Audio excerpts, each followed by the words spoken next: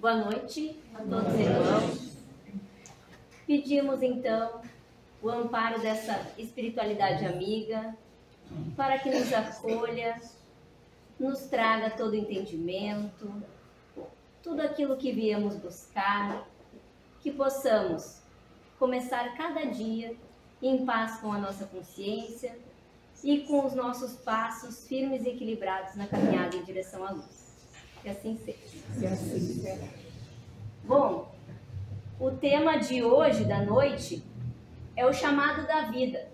Eu até ia colocar ali, muitos são os chamados, poucos escolhidos, mas eu mudei um pouquinho porque eu quero que cada um de nós reflita sobre o que é o chamado, né? O que é ser chamado. E no momento que nós estamos aqui hoje, nessa noite, em que ameaçava até vir um temporal, né? Nós fomos chamados pela vida e nós aceitamos esse convite. Nós estamos aqui. Eu vou me apoiar nessa obra, muitos são os chamados da Vera Lúcia, porque ela traz uma história, então ela ilustra de uma forma bem confortável e bem nítida para a gente a importância dos chamados de Deus. Que na verdade Deus está presente em cada um de nós, porque todos nós temos a nossa consciência, porque nós somos filhos do mesmo Pai. E quando o Pai habita em nós, Ele nos chama todos os dias. E quando dizem assim, ó, muitos são os chamados e poucos escolhidos, eu acredito que todos são os chamados, todos, porque todos somos filhos de Deus, mas talvez a gente não se escolha, né? A gente não escolha o caminho, a gente não escolha Deus. E a gente, por se perder nas coisas do mundo, nas coisas materiais, a gente acaba deixando esse chamado tão fraquinho que a gente para de ouvi-lo. Então a gente deixa de ser escolhido, mas na verdade a escolha, quem faz somos nós. Então isso é muito importante, né? O nosso livre-arbítrio. Deus é tão bom, né? Que Ele nos permite decidir, Ele nos deu o livre-arbítrio para que a gente faça as nossas escolhas. Mas Deus é tão justo que tudo aquilo que a gente decidir, tudo aquilo que a gente plantar, a gente vai colher. Então essa história começa em uma formatura de medicina, com dois amigos se formando, o Marcos e o Romeu. O Marcos, ele teve todo o apoio da família, eles moram em São Paulo e a família lutou muito para que ele pudesse estar nesse dia se formando. O pai trabalhou muito, a mãe trabalhou muito, o irmão sempre apoiou, todo mundo. Só que ele só enxerga ele, né? Só enxerga o que ele faz, o quanto ele estudou. Então ele não tem gratidão por nada e ele nem enxerga o que os outros fazem por ele. E nesse dia, ele também não enxerga a amizade, a grande amizade que ele fez, que é com o Romeu. Os dois amigos, colegas, formandos, nesse dia de comemoração, o início do sonho deles, quando o Romeu chega acompanhado da sua noiva Mara, o Marcos, que estava com a noiva dele, Roseli, se encanta com a noiva do amigo. Acha ela linda, acha uma deusa, uma Vênus loira de olhos verdes, linda, encantadora, exuberante. E a partir daquele momento, ele não tira mais os olhos da noiva do amigo. Fica perceptível. A namorada dele procura ficar mais perto dele, mas mesmo assim, e ela correspondendo aos olhares. Até que chega um ponto da conversa, então os dois casais conversando, e ela comenta que ela está ali por uns dias, porque ela mora no interior de São Paulo, mas que ela estava por uns dias ali na casa da tia e fala onde é. É logo aqui, né? Dá o endereço assim, e ele prestando atenção em tudo. E daí, nisso, eles vão para casa, a Roseli vai até a casa junto com ele, está com a família dele, mas ele não tira a Mara do pensamento. Ele diz assim, eu vou ir dormir, não dá atenção para mais ninguém. E daí deixa a noiva sozinha, o irmão dele que tem que levar ela, e a partir daquele dia, no outro dia de manhã ele já vai procurar ela. Ele lembra do endereço e vai até onde ela está hospedada, na casa da tia dela. E ela corresponde.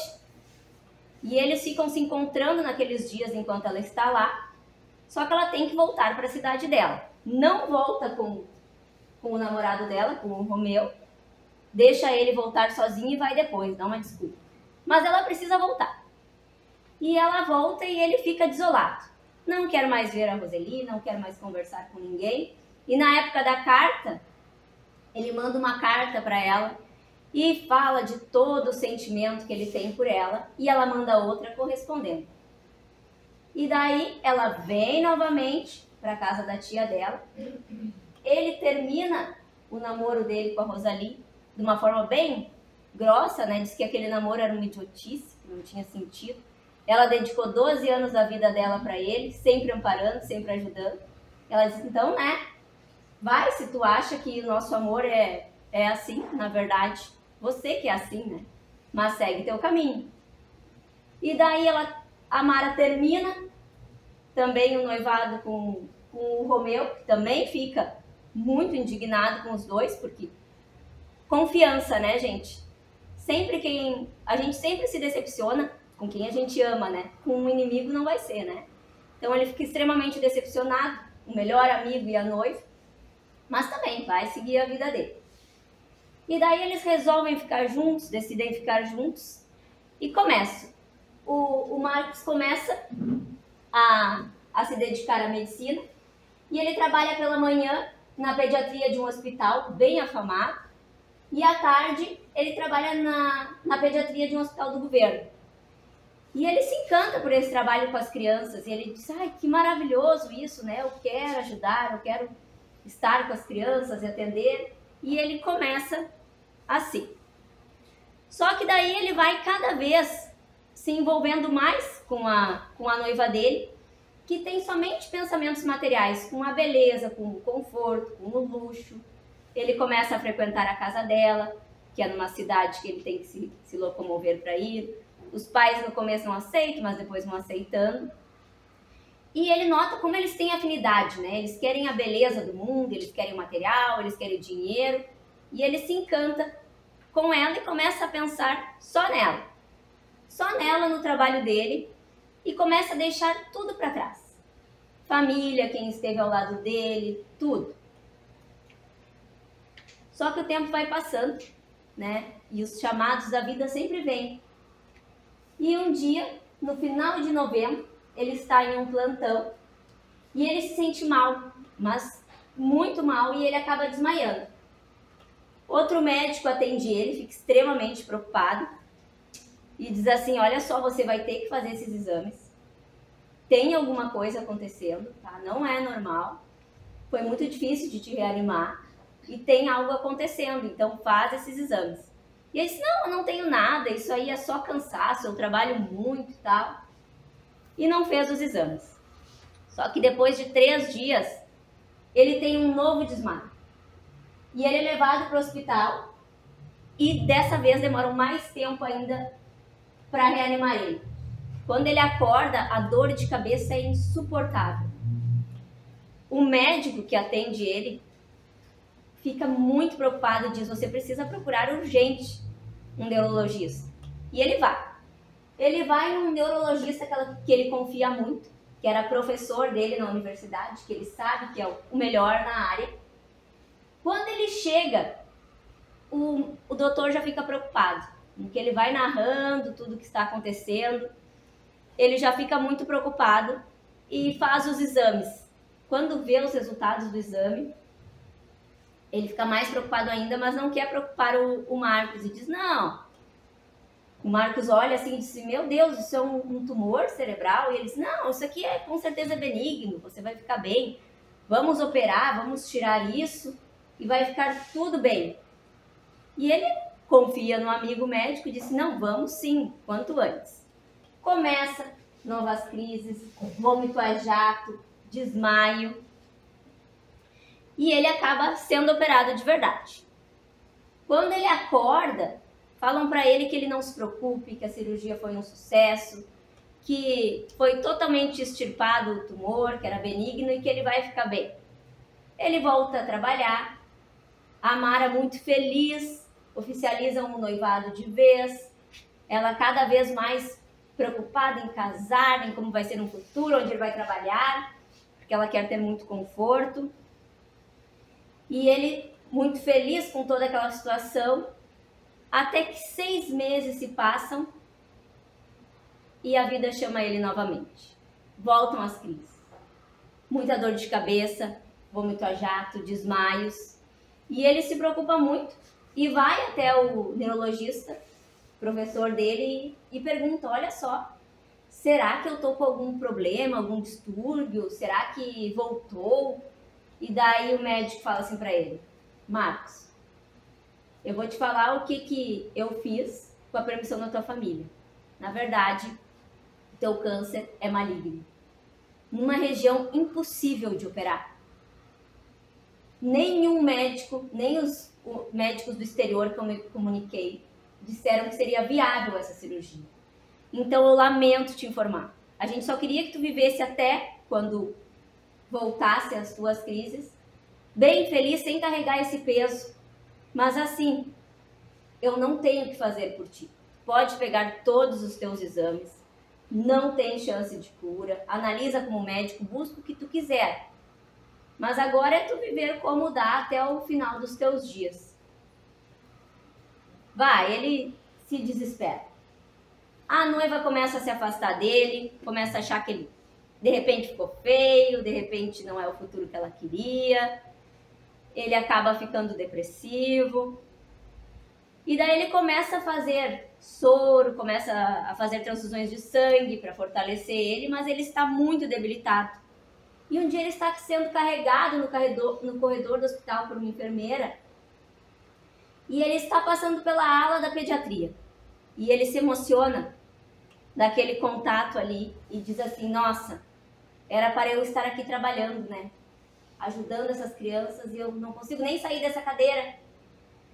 Eu não tenho forças. E ele começa a visualizar, ela para um pouquinho com a cadeira, uma criança que havia sido espancada pelo pai e havia falecido. Traumatismo craniano. E ele começa a dizer, meu Deus, ele faz aquela oração, ele lembra de Deus nesse momento, ele escuta o chamado da vida, ele diz, meu Deus, se tu me der outra oportunidade, se eu tiver mais tempo de vida, eu vou me dedicar, eu prometo que eu vou me dedicar à minha profissão. O dinheiro não vai ser mais importante. Eu entendi a tua mensagem, Senhor. E eu não vou mais querer enriquecer. Eu entendi. Eu só quero viver para servir e ajudar. E compensar se eu tiver essa oportunidade. Até que no outro dia a avó dele chega em casa muito esperançada. A dona Carmen chega esperançada e diz, olha só, meu filho. A avó tem uma notícia para te dar. Tem, numa cidade próxima, um hospital espírita, uma casa espírita que eles estão realizando cirurgias espirituais. E as pessoas estão sendo curadas de doenças incuráveis para a ciência. Não tem explicação para a ciência, as pessoas vão lá e se curam. Tem um amigo que fez, ele pode te confirmar. Os pais não querem, a mãe católica, o pai de outra religião, no começo não aceitam. E dizem assim, como que você vai se meter com isso? Ele, não, minha avó, eu aceito. Me leva, eu aceito, eu quero essa chance. E eu quero, por favor, me ajuda. Ele disse, eu preciso viver para cumprir as minhas promessas, né? E então, a avó, com todo o amor, com todo o cuidado, busca essa cidade, vai até essa cidade, consegue agendar consulta. Leva ele para lá, ele já muito mal, muito debilitado, muito fraco. Ele chega nessa casa que acolhe ele e ele é instruído, escuta as palestras, escuta, tem um atendimento, passa por as cirurgias espirituais. E meses depois ele descobre que está curado. Curado. A noiva se aproxima novamente, vai ter o noivo de volta. O médico, neurologista amigo dele, diz assim, ó, meu querido aluno, você descobriu um novo sentido para a tua vida e para a minha também. Eu vou buscar no espiritismo as explicações, porque muitas vezes a ciência não explica as coisas que acontecem. e eu vou atrás disso tudo. E eu te aconselho, meu aluno, vai também e agradece, porque nem os melhores médicos, nem o melhor da medicina terrena pôde te salvar. Então, vai e busca também, porque a partir de hoje eu não sou mais ateu. E ele disse, não, com certeza, eu vou buscar no centro espírita, eu já comprei livros, eu já comecei a estudar, né? Eu vou me dedicar. E essa ideia inicial dele, com esse milagre em suas mãos, de quem escutou o chamado da vida, de quem prometeu, é então se dedicar realmente. Só que a noiva com muita pressa de casar, os sogros dão uma casa, bela casa para eles, e ele acaba casando. E no momento que ele casa, tudo que ele havia prometido, tudo que ele havia passado, fica para trás. Ele esquece de tudo. Ela é contra o espiritismo. Ninguém pode saber que ele esteve doente. Ou se alguém souber, dizem que foi erros nos exames. Ela não aceita que diga. Porque ela diz que é coisa de gente ignorante, que é gente de pessoa que não sabe o que está falando. E ela pede para ele, ela não quer conviver nem com a família dele. Ela quer conviver só com pessoas ricas, faz com que eles parem de trabalhar no hospital do governo, coloque a clínica dele, atenda a preço de muito dinheiro, porque ele é um bom médico. Mas a partir do momento que ele casou com ela, tudo é só com peso de dinheiro, porque ela quer mais. Ela não quer mais o carro, ela quer o motorista. Ela não quer mais viagens, tem que ser para o exterior.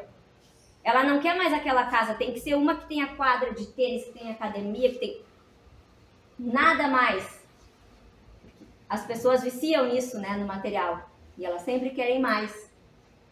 E ele percebe que a vida dele se tornou só trabalhar, para que ele possa pagar todo aquele luxo.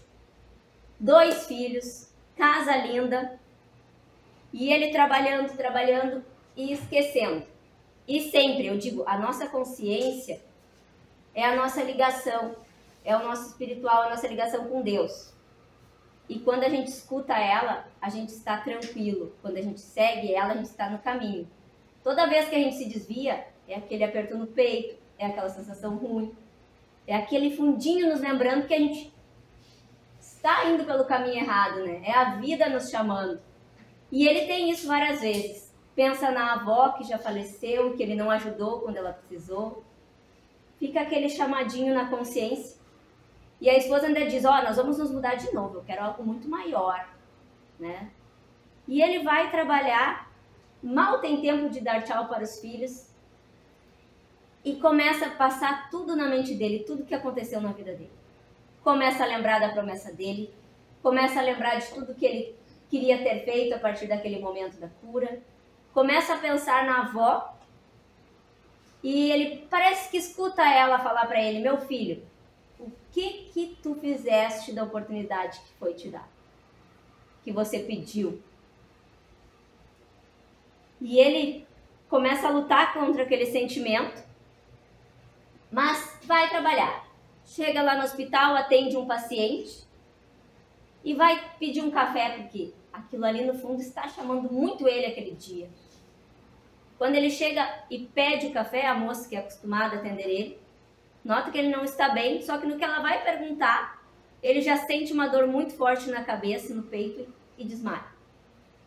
Todos se assustam, vão socorrer ele e ele teve um derrame cerebral violento.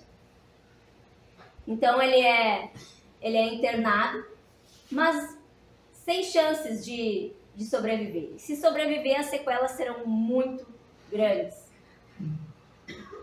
A esposa desesperada dizendo, mas olhem a esposa desesperada, mas ele não deixou nem um seguro para mim, nem algo para minha vida ficar melhor, né? A preocupação dela, e ela vai verbalizando isso durante o livro, a preocupação dela é que ele não deixou uma aposentadoria para ela, um seguro, e agora? Ela vai ter que abrir mão de um pouco do luxo dela, como que ele fez isso? Então ele está ali acamado, e ela assim... Mas, enfim, ele dentro de alguns dias acaba desencarnando. totalmente perturbado, sem cumprir a missão, sem escutar os chamados da vida. Uma coisa que eu sempre falo, a vida conversa com a gente. Ela utiliza as pessoas que fazem parte do nosso dia a dia e as circunstâncias da nossa vida. Quantos chamados a gente tem ao longo de cada dia, ao longo de cada mês? Quantos a gente responde? E ele teve muitas pessoas maravilhosas ao lado dele. Ele teve o apoio de todos. Quando a dor visitou ele, visitou para trazer uma mensagem maior de algo que ele já tinha se comprometido lá no plano espiritual antes de reencarnar. Era a missão dele. E ele deixou o lado material valer. Então chega num momento, ao longo do livro, resumindo para vocês, que ele vaga muito, ele sofre muito, e quando ele finalmente é acolhido em uma colônia espiritual, num pronto-socorro, por intermédio de uma casa espírita, olha a importância da gente estar aqui, gente. Quantos acolhidos. Não somos só nós encarnados que recebemos o amparo, a proteção, uma nova chance. Quantos desencarnados aqui conosco? E através de uma casa espírita, ele é encaminhado e ele, depois de algum tempo, ele descobre que aquela chance foi dada para ele viver muito tempo, se ele tivesse escutado o chamado da vida. Mas que ele já tinha programado assim, para viver se fosse para ajudar, senão ele acabaria se comprometendo mais ainda. E ele parte. Então, quando a gente pega o Evangelho segundo o Espiritismo, muitos chamados, poucos os escolhidos, a gente entende essa porta estreita. Entrai pela porta estreita, porque larga é a porta da perdição, e espaçoso o caminho que a ela conduz. E muitos são os que por ela entram. Quão pequena é a porta da vida, quão apertado o caminho que a ela conduz, e quão poucos encontram. A gente não encontra quando a gente não escuta a nossa voz interior, o Deus que existe em nós, a nossa essência espiritual. A gente vive a matéria e a gente atende aos chamados das pessoas que se preocupam só com a matéria. Então, todas as vezes que a gente opta por esse caminho, é um passinho que a gente deixa de dar na estrada da luz, da renovação, da nossa missão. Largue a porta da perdição, porque são numerosas as paixões más e porque o maior número envereda pelo caminho do mal. É estreita da salvação, porque há grandes esforços sobre si mesmo. É obrigado o homem que a queira transpor, para vencer suas más tendências, coisa a que poucos se resignam. É o complemento da máxima. Muitos são os chamados e poucos os escolhidos. Então, muitos são os chamados, gente. Todos somos chamados, diariamente. E que caminho a gente está escolhendo, né? Estamos numa época que o nosso conhecimento, tudo que a gente aprendeu, tudo que a gente passou por aqui, a gente não pode alegar ignorância. Esse Deus maravilhoso, Jesus, que deixou o seu exemplo, a gente não pode dizer que a gente não sabe. A gente não pode alegar ignorância. Então está na hora da gente fazer a nossa reforma íntima e colocar em prática aquilo que a gente veio destinado a colocar, que a gente prometeu. Dizem os estudos espíritas que na verdade a gente promete ainda mais. A espiritualidade, amiga, diz, não, você também não vai conseguir tanto, né? Te acalma. E aí a gente chega aqui e a gente prometeu menos do que a gente queria e a gente cumpre menos do que a gente prometeu. Porque a gente se depara com todo esse lado material que a gente precisa vencer. O divino Salvador, o justo por excelência, disse, e suas palavras não passarão. Nem todos os que dizem Senhor, Senhor, entrarão no reino dos céus. Entrarão somente os que fazem a vontade de meu Pai, que estás nos céus. Só podemos ir a Deus através de Jesus, ou seja, exemplo de Jesus, colocar em prática. Ele foi o exemplo vivo do amor, da transformação. Ele nos mostrou que só através do amor a gente vence os obstáculos. Ele curou com amor. Ele curou as doenças do corpo físico e do corpo espiritual. E a gente está aqui para seguir os passos dele. E essa parte que eu acho linda e que eu desejo para cada um de nós essa noite, que o Senhor de bênção vos abençoe, que o Deus de luz vos ilumine, que a árvore da vida vos ofereça abundantemente seus frutos. Crede e orai. Muito obrigada, meus irmãos.